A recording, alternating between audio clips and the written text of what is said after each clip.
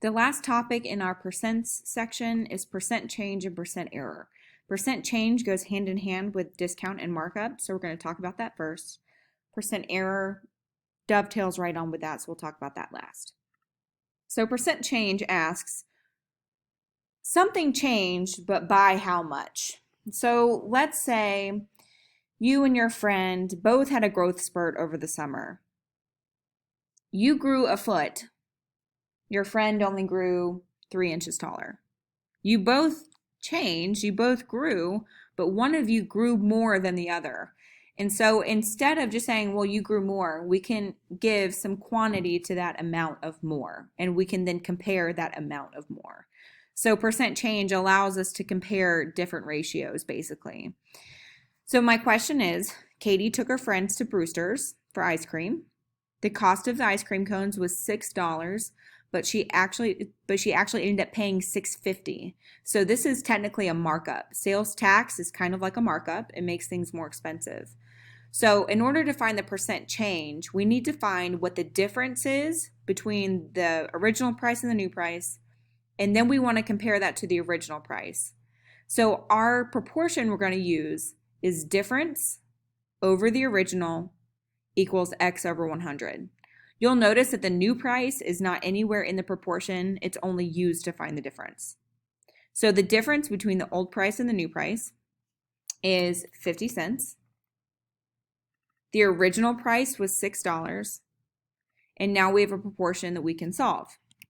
So in our calculator, we're going to do 0.50 times 100 divided by 6.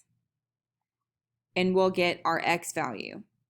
Our x value is 8.3 repeating. So the tax rate there is 8.3%.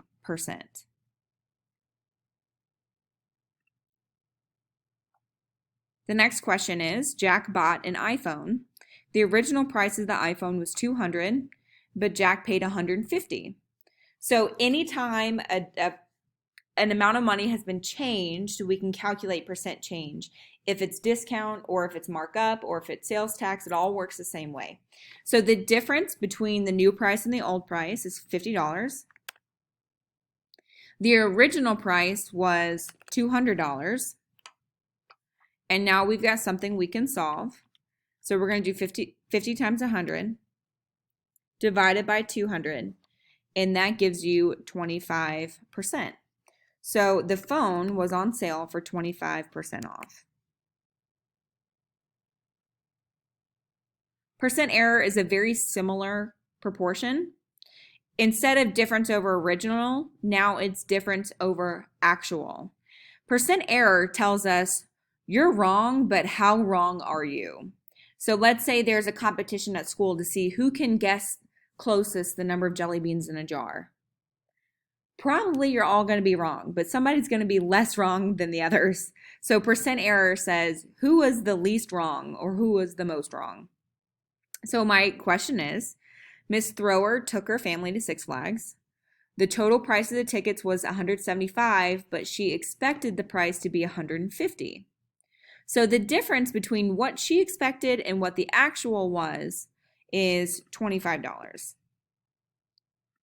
The actual price is $175, and now we've got a proportion we can solve. So in your calculator, do 25 times 100, and then divide by 175. You're going to get some crazy answer. Let's just round to the 10th. So let's just say that x is equal to 14.3%.